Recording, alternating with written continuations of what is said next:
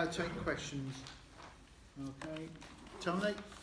Tony Foley, Birmingham, NEU. Yeah, I mean, I'm just concerned, Councillor, that some of these things that you've listed off could be tokenism. I mean, just as a couple of examples, I mean, I've never ever sat behind a driving wheel in my life, and I've always used public transport. And many a time I'm waiting on the Hagley Road by Louds Park in Bearwood, and you can see for about a mile in the distance, all the way to the Wolverhampton Road. And you know what? I'm waiting for my vehicle to turn up a bus, and 999 cars, there's one person in it, and that's the driver. The people want to drive to take their living room with them. And when my vehicle comes along, it's the length of 2-3 cars, and you get 72 people on. Now, what I'm trying to say is that it should be more radical, and it should be free public transport. Yeah. I think Luxembourg recently is free public transport and converted to that. There's many cities in the world. So rather than Birmingham sort of like, we'll do a bit of this and a bit of that to try and massage things and please people, maybe we should be more radical. Instead of building libraries that turn out to be tourist places now, we should be doing something about public transport. And that would solve an awful lot of your problems. I mean, one of the things you talked about charging points, and well, if you had free public transport, people wouldn't bother with a car, and you wouldn't have all the deaths on the roads. You wouldn't have the congestion. This morning, I was 15 minutes gridlocked at St Chad's Circus. It affects me getting to work. The private company, which is National Express, that now own the buses, on about 5 occasions, you'll hear the control talking to the driver, and all of a sudden the driver pulls over and he turns everyone off. And there's nothing wrong with the vehicle, and I said to the driver, what's wrong with the bus? And he won't answer, he'll just get the next bus behind. Because what they want to do is get back on schedule. They want to turn people off and turn the buses round. Why? Because a private company exists for one reason, and it's that to make profit. All of last year, every week, one day a week, I was going over to Nottingham, and the buses run by Nottingham are run by what we used to be called corporation buses, and they're still run by the city, and they are spotless. Why? Because the buses here, private companies, the metro is printed by it's owned by the London Standard, and so the National Express think, oh, we'll earn a few £100,000, we'll take these papers on, these free papers on the bus. When you get on the bus, they're all over the bus, and therefore people throw cans and bottles, whatever, and they're just litter dumps. But if you go on a bus in Nottingham, I'm not kidding you, the contrast, every Wednesday I was going over, they're spotless. So the thing about the charging points, you wouldn't need charging points. Think about how many people now have got off-road parking. They block pave their lawn. Now lawns are natural soakaways. Yeah. So that is an environmental consideration. So I would say to you, let's be radical in Birmingham and have free public transport, and it'd solve an awful lot of problems. And one other point, you welcome the young speakers about the environment. Well, my second thing is, what can the council do and really do for their strikes? Maybe open up the council house, maybe are you going to be there yourself next Friday when they're on strike? Show an example. He spoke at the last event. Good. Okay. That's Malcolm. the beginning. Okay. Yeah. Malcolm. Yeah, Malcolm spoke. CWU, Midland #1 branch. Because I'm seeing an item on television the other time. He was talking about roads in Japan. And apparently for over 20 years now, they've been, instead of using tarmac, they've been using recycled plastic, which is far more durable actually. And we, as you know, I shudder to think the amount of money we spend on filling in potholes in Birmingham. And we did have a public works department, I suppose that's long since gone. But they're all contracts. Well, it's how you draw up the contract, isn't it? I mean, so the thing is, the question is, can we get away from using tarmac? Because it was a great, when McAdam invented it, it was a great idea. But the fact of the matter is, as that disintegrates, it's creating enormous pollution, not to mention damage to private cars, trucks, and public vehicles, you know.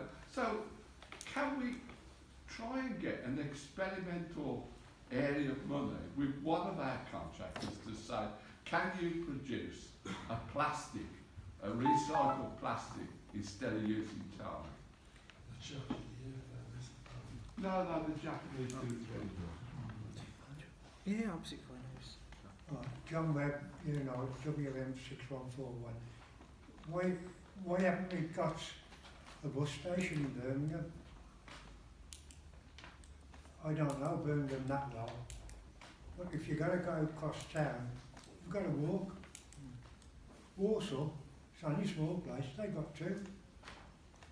So if you had a proper place for all the buses and people just got off and walked from one to another to get on a different bus, because we haven't got an integrated transport system. We do that once upon a time. Okay, I'll take 3 more, please.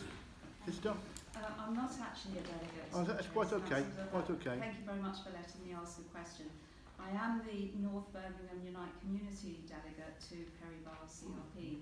So I've got quite a local question for you, Waseem, and I'm really pleased to hear that you're not just thinking about the clean air issue in and of itself in a box, you're thinking about neighbourhoods and you're thinking about the impact on the whole of the city. So my question really is your attitude around green spaces, public open space and say trust-held and private spaces, with particular reference to the current proposals which we understand to be to bulldoze a huge allotment right in the middle of Perry Barr constituency. It's a really old allotment, 120 years old. It's got 23 nationalities, people working on it, people from the age of about 18 to 80 plus. It's not just about growing vegetables, although that in and of itself would tick the thing about inequality and people helping themselves, which are core values in the public health green paper.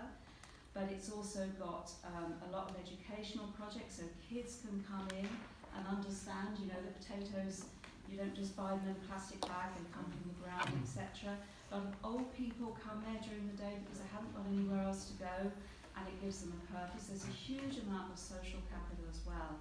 And the idea that we would bulldoze this community asset in order to have a space for cars to queue to get into the Commonwealth Games car park for a number of weeks, it's absolutely gobsmacking. We just can't believe that that is the proposal.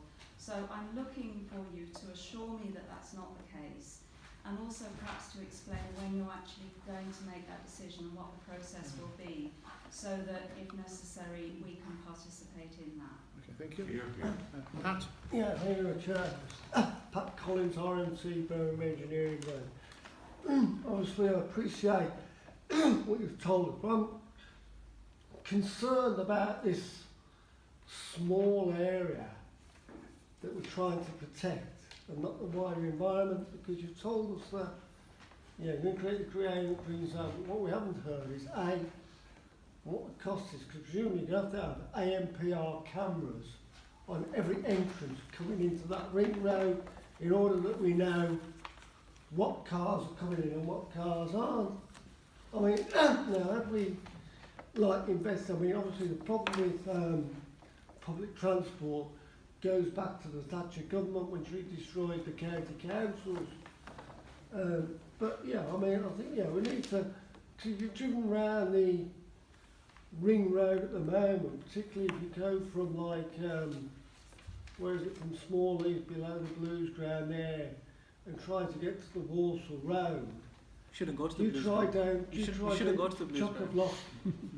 It's chock a block every day of the week, so you're going to put more traffic on there without actually providing, any form of, So surely what we need is better facilities like more out of town park and ride facilities, like Middleton, I haven't heard anything, we're talking about environment.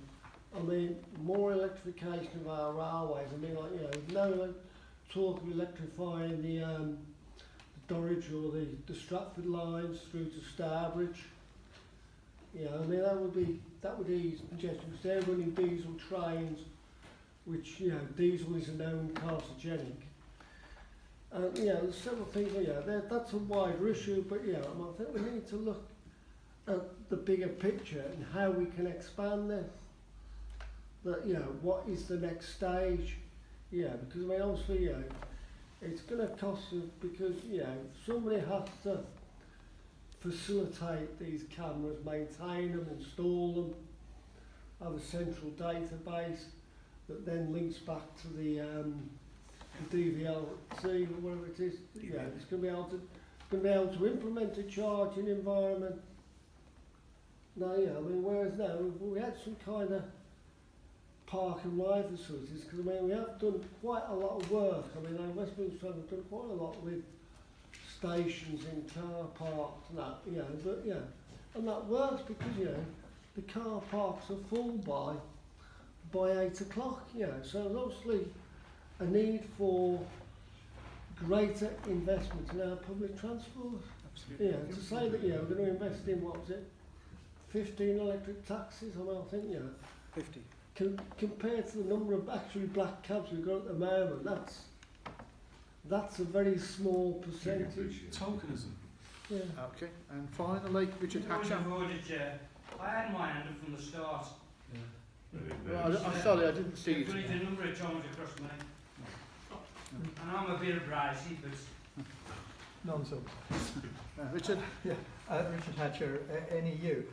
The allotments issue is one example of one of the fundamental issues facing the council, which is how it sees and manages its relationship with the community.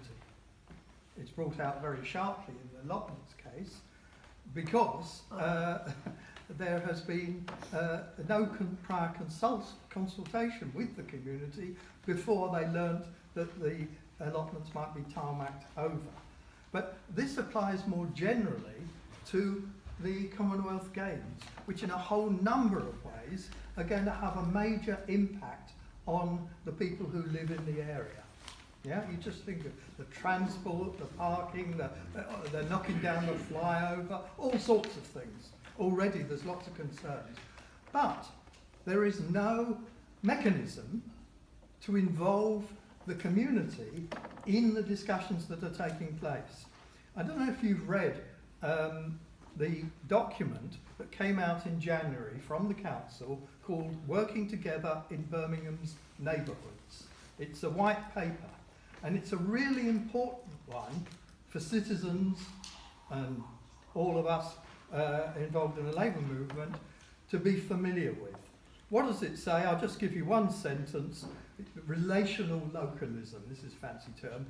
Removing hierarchies, embracing risk, co-production and communities in the lead. Right? I want to use that, and that key term actually, which is the driving term of the whole council's policies now, is co-production.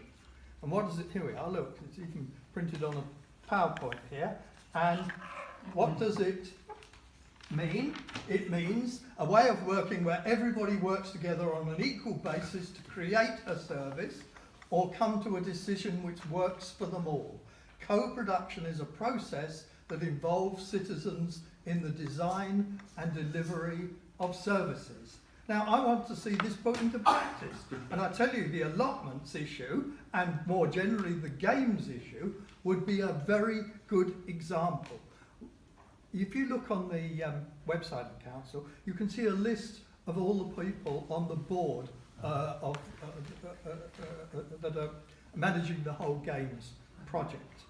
Right? You won't find a single ordinary citizen represented on it. They're all really important, the elite in the city. That's who they are. And that's got to change. I would like to see an advisory committee with representatives of all the community interests that are affected by the games, both locally, residents and so on, including the allotments, but more generally. If you're talking about the legacy of the games, right, who's going to design that legacy? And what role do ordinary people play in it? Now, final point about co-production. we can apply the same principle to Councillor Zafar's own policy brief, right? He's one cabinet member, and already we've had a whole number of issues to do with the environment that Councillor Zafar is responsible for. Now, of course, this is crazy because the whole executive and scrutiny system it just centralises power and gives it an impossibly wide brief to individual councillors. Wouldn't it be much better if there was an advisory group set up on environmental issues with representatives from the community, from the organisations that are involved, from groups that are affected, so that there was a genuine process of co-production in the design and delivery of the policies that Councillor Zafar is responsible for. I say an advisory group, the power, yes, lies with the elected councillors, but we want participation as well as representation. Thank you. You want to raise a question, Colin? Yeah, Colin Wilkinson, UNITE. I couldn't agree more with Tony said. He wants to not only go to Nottingham but to Derby. But a pleasure to go on Derby bushes, leather seats, you name it. Ain't a matchstick on the floor, but that's citizenship, ain't it? The other point I want to make, Richard Borjup. Do you know about the I-34 group? I've heard of them. Yeah. And Well, they're they've very already- concerned about the They've Yes. already protested. I the think, sprint bus. And yeah, the I think now, fire bus. correct me if I'm wrong, haven't they, you redraw the plans up about it? I'll answer Yeah. your question when I'm responding. Yeah. I've had a lot to do. I've had a lot Yeah. to do with A34 safety. Yeah. The other, I won't hold it up. I'm going to say one thing because other people have said what I was going to say anyway. Who's going to police this system? Are you going to have people out there every time you stop on the outskirts of the city? Is somebody going to ram a rod up your exhaust to put public? Well, it's there, isn't it? I mean, yeah, all you need to do today, I'm a stick as two short planks, mate. I don't drive very often now. What's to stop you altering your number plate? Yeah. Hey, you can go out and buy one for a couple £100. Yeah. Who's going to police that? Who's going to say the lorry is under the right legislation to bring it in? And how far do you go? You're talking about the city centre. The ladies brought up about Paddy Bar. How far out? I'm down in Walsall. How far? And let's get it straight, Walsall down from under Birmingham. But you're on the border. Great bar. How far you go with this? So, Okay. thank you. Thank you, Colin. Now, without disabusing my position, can I raise a question? Yeah, sure. Well, we have 1,800 motorbus routes. Why don't you convert the most intense motorbus routes to trolleybus operation, electrically powered? We had them in Walsall till 1970, Wolverhampton till 1967. Shouldn't you be considering converting bus routes back to trolleybus routes and more metro routes? Okay? If you'd like to answer that. Yeah, I do apologise a bit. Could I make one thing I forgot about? Just to let you know, I'm from Walsall Pensions Convention, and we meet 4 or 5 times a year. We transfer to West Midlands now. I'm going to suggest to anybody who's in a retired members group to apply to them to get you in there, because that's where you get points of your harbour. Sorry, Chair. Okay. If you'd like to Brilliant. answer Thank you, Chair. Lots of very, very good questions and a lot for me to take away. But I'm going to try and respond to as many as possible. Starting with you, Tony, because you were the first question. The congestion on the Hagley Road is of major concern to me. I carried out a bus survey over a 5-week period of time. And usually when the council carries out surveys, you get 24 responses. I talked about what the Clean Air Zone response was, over 10,000. That's the biggest ever. The second biggest consultation response was on the buses. And the biggest thing that came about was the people felt 6,500 people responded to that. And the biggest thing that came about was the unreliability of the bus service, because too many buses are stuck in traffic. And when I look down the Hagley Road, the 9 and the 12, that is a serious problem that someone like you would encounter every day. So one of the things I want to absolutely do is promote when it comes to the allocation of road space. give more road space to sustainable forms of transport, i.e. buses, cycling and walking. Because for too long, this city, because of its love with cars, has given road space over to cars, and that has to change. That will upset people. It's upsetting people in Perry Bar with the removal of the flyover. The removal of the flyover that Richard touched upon is all about ensuring that we've got bus priority, greater bus priority down that mechanism, because we've got somebody else talked about integrated transport. Perry Bar will probably be the only neighbourhood as a result of the investment coming in because of the Commonwealth Games that will have integrated transport. You'll have the segregated cycle route that will always go all the way up to the stadium for definite, possibly up to Warsaw from the city centre. You'll have a new train station there, redeveloped train station. You'll have a bus station next to One Stop. You'll have the bus rapid transit running down there, and you've got a low traffic neighbourhood in terms of the homes that are being built in the Commonwealth Games village. We've only allocated through planning one car parking space for every 3 vehicles, because we've got we've got sustainable forms of transport on your doorstep. Why do you need car? So we've got to, and part of that is investing money into bus priority. The clean air zone will, our modelling show, generate a lot of income for the council. That will also pay for the running of the system. But any surplus money that's made has to be reinvested back into transport. And the one commitment I've made is we need to ensure that there's as much money spent in this city on bus lanes and bus priority. And I want to, we're going to have the bus rapid transit going down the Hagley Road. So I've already asked officers to explore some early works of whether we can put a bus lane on there. It is quite tight down the Hagley Road, but we want to ensure that we can get a bus lane down there. Could I just say, Hagley Road was just an example. Yeah, as well, but it's one of the most extreme examples. If you have free public transport, all your problems will be solved. A hell of a lot of them. Okay, So that's what I'm coming on to. I said earlier that we've got no powers over the buses. Tony, you can go buy a bus tomorrow and apply for a very simple licence and run it on our system. That's the unregulated bus service system we've got. Exactly. In the Devo Deal 1 that the elected mayors got across the country, there's powers within the mayor to explore a franchising system. Andy Burnham in Greater Manchester is exploring this, Andy Street isn't. But the conversations I've had with the Shadow Transport front bench, in Andy McDonald and Matt Ryder, who came to the Birmingham Labour Bus Summit, which we had upstairs a few weeks ago, they've made it absolutely clear to me that they will look to give councils greater powers when Jeremy comes into number 10. And I think you touched upon Nottingham.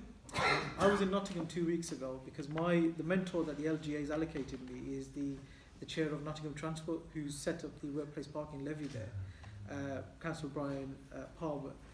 Nottingham is one of the few cities that still run their own buses, right? And that's what the Labour government wants to go back on the route. And it's not that they're running their buses not for profit for shareholders, but for a public service, and that's where we need to get to, right? And that needs to be, that's where we start, and it can be a very radical aspiration that we have free public transport in this country. I know that correct me if I'm wrong, I think the Labour leader in Scotland, he announced that that's a clear aspiration that Labour in Scotland have. And if you could get the right levels of investment, and this is what I want to touch on in terms of investment into transport in this city. If you live in London, for every person per year, the government invests £1,100. Here, it's about £400 per person per year. So you look at the gap and the inequality that this region faces compared to London. Right? And if I'm blunt with you, successive governments in London. Right? The Tories have made it more extreme, but so we've never had the investment, and we've got to look at ways of creating investment that we can invest in transport, because it's absolutely vital. Block paving drives, one of the first things I've done is I'm reviewing the drives policy, because if you go to some areas in Smallheath and Spark Brook, it's, you've got no front gardens left. All it is paved drives, and that has a major impact on flooding. And what you've got is vehicles parked in all sorts of ways. It's absolutely horrible. So we're reviewing that policy. It's currently out for consultation with elected councillors. In the next few weeks, that matter will get. In terms of the strike, so there's a number of councillors who've been working very closely with the young people. And as Stuart said, I spoke at the last strike action. As I said, what the young people are doing is absolutely fantastic. And it's a wake-up call for us. And we absolutely need to respond to this wake-up call, because it's their future and future generations. Malcolm,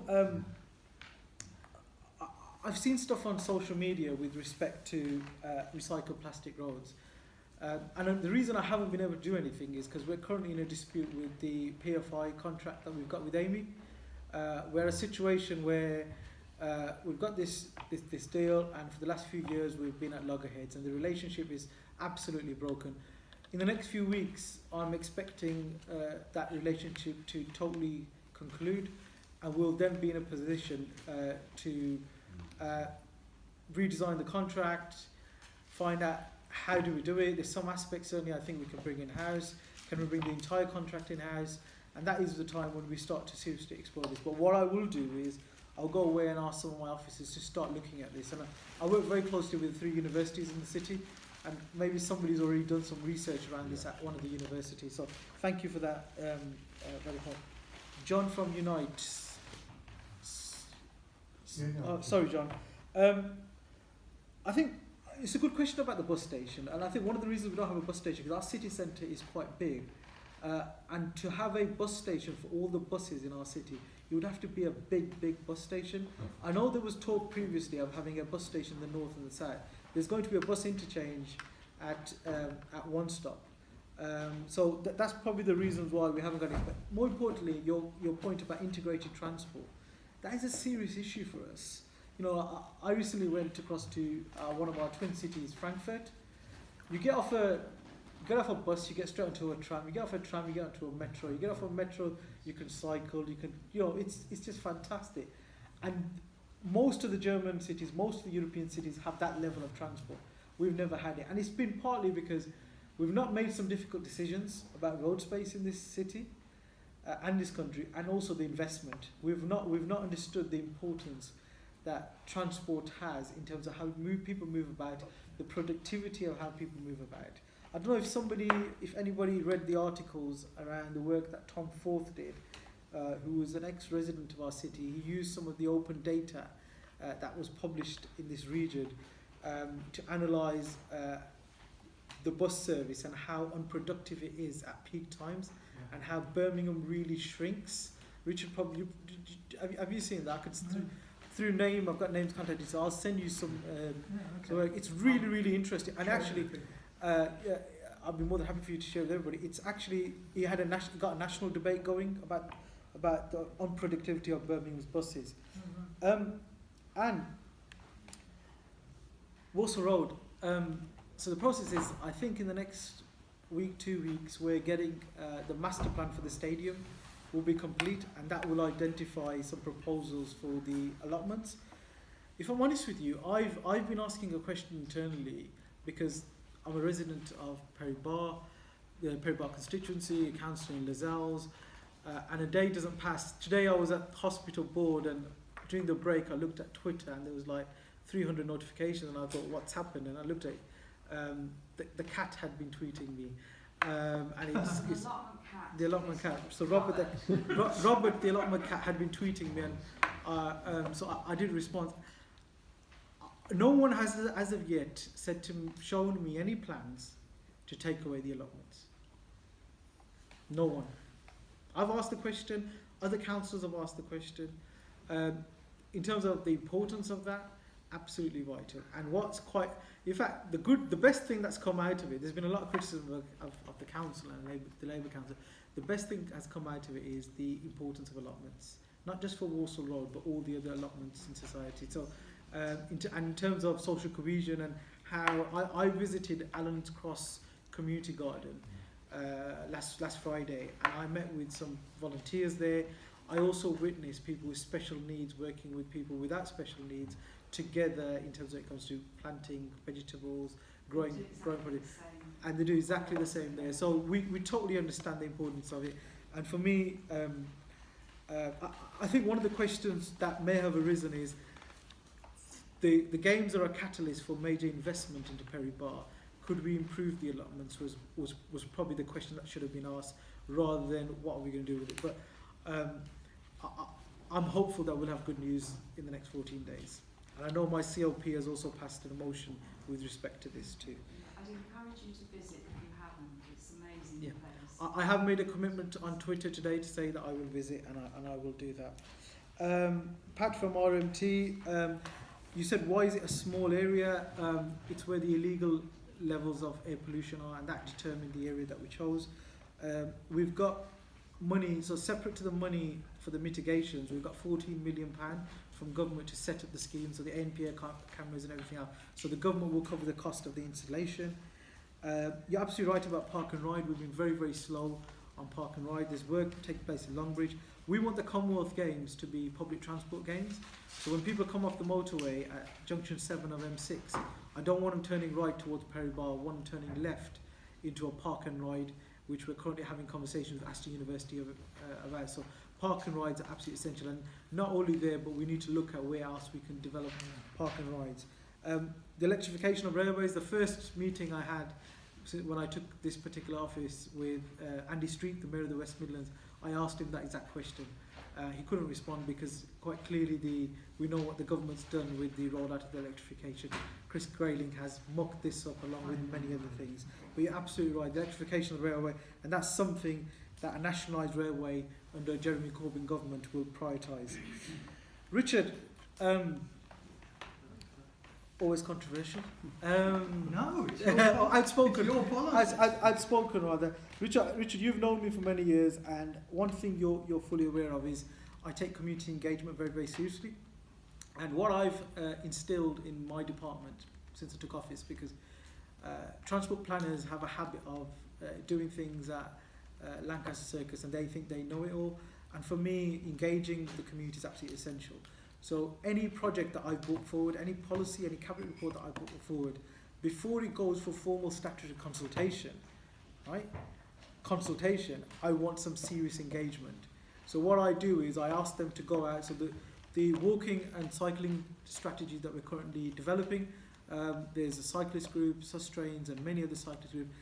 I want them to co-design that with us. I want them to own that. Right? So that's the way I operate. That's the way that I've always operated. And I was upstairs, as I said, with the Green Conversation. I made a commitment to Georgia Stokes and to Friends of the Earth, where I've asked them for lists of environmental groups in the city. And I want to do a roundtable and not go talk to them, but sit there and listen to them. Because I know that there's groups, and many of them are run by volunteers in the city who are absolutely passionate about this city. And I see them as a vital asset, and it's how we can utilise that vital asset to help co-design and co-produce our policies. So I'm absolutely determined to do this. And that's why the Clean Air strategy that's out for consultation, that was developed by groups at the Clean Air Summit. And what I've said is that strategy at the moment looks like a Birmingham City Council document. During the consultation process, I want that spun around, and I want it to become a City of Birmingham document, owned by the citizens, not owned by the council. And that's the way I approach things. I know of in some of how long have I got here? You're looking at me like I'm running out of time. Okay. I've been at officers. One of the problems in Perry Bar has been that we've had a short time scale. Most cities, when they get the games, they have 8 years. We've had less than 4 years. And part of the problem is the organising committee that you talk about haven't set up, they haven't got their structures in place, they haven't got their staff in place, and they're taking a long time to do that. And the engagement with the communities there has been hasn't been organised in the best way possible. At times, my officers are spending, in the transport department, spending 3 nights out of 5 talking to different groups in Perry Bar. So there's a group set up by the A34 group, there's a group set up by the councillors, there's the Commonwealth Games residents group, and I think what we quite quickly need to do is formulate that into one vehicle where the communities there can really engage. Yeah. Some of the things, subgroups is necessary. Some of the things that they're talking about, their opposition to the flyover and everything else.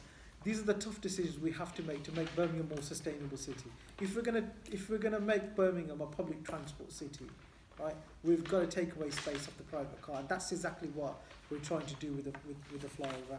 I'm just conscious about time. Colin, I've not been on the Derby buses. I'm not sure how, but I've certainly seen, and I've seen how Nottingham works. Nottingham, Reading, the MP for Reading is Matt Rodder, who's a shadow local transport minister. He was here too, so they also run their buses. Edinburgh run their buses. We would like to get into a better situation. Who police the clean air zone? You have ANPR cameras. A vehicle comes in which is non-compliant.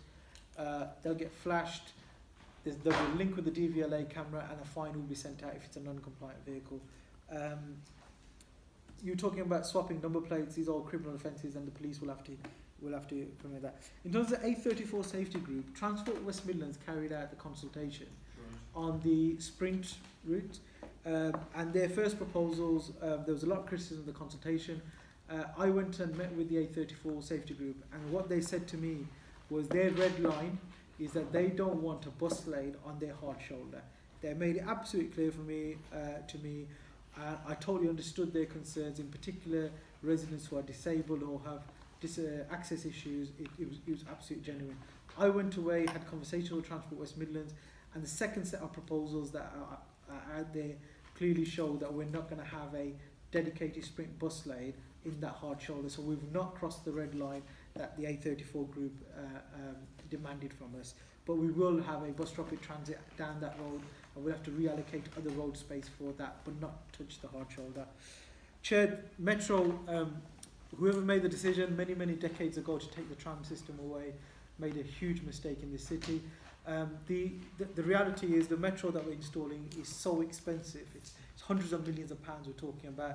We've currently got proposals to extend the Metro up. Centenary School will be open by I think 1 year, and then the plans are to take it to Morrison's at the Five Ways. There are also proposals to take it to Birmingham Airport via Digbeth too, but and it's hugely expensive. I know the mayor's used a lot of the money that he's got from government for the, I think the Dudley, Brierley Hill, Wednesbury sort of patch there. I'm not sure they have the exact things there, but ultimately that, you know, having a better metro system. What we've got at the moment to me is the Black Country to Birmingham. The route doesn't go on any of the lines. Nottingham, coming back to Nottingham, they had the workplace, so they introduced a workplace parking levy a few years ago, and the money that basically any employer who's got more than 10 parking spaces allocated for their staff has to pay an annual amount of something like £400 per space. They used that money, borrowed against it, and set up the tram network. Real innovation, absolute class, and because of that they've addressed the air pollution challenges too. So I'm working very closely with Nottingham to see what Manchester, the tram system there spread like a rash here. It's just up and down Corporation Street. So I remember a few years ago there was talk about having the metro down the A34 from Walsall to and I know there was a massive campaign that even the Labour MP Khalid Mahmood was that backed against the metro down there. So I think what happens is, and I've realised it firsthand, when you come up with something radical, it's going to upset people. Upset them. Yeah, and that's what I've done with Kaz. That's what we're going to do with the flyover, pending the consultation. But when you get these campaigns, and the other thing we've had is, the final thing I'm going to say, Chair, historically we've had annual elections. So when 1/3 of councillors are elected, another third start their campaigning. You can't make some of these tough decisions because councillors won't allow it. Now we've got 4-year terms. So in the first couple of years, we can really make some of the difficult, challenging situations before the last 2 years when we get back into campaign mode. So the 4-year term, I think, is the best way forward. I'm happy to take other questions if there's time. No. We'll have to talk. But anyway, thanking Waseem for his excellent contribution. I'll present you with one of our highly collected. Thank you. Thank you.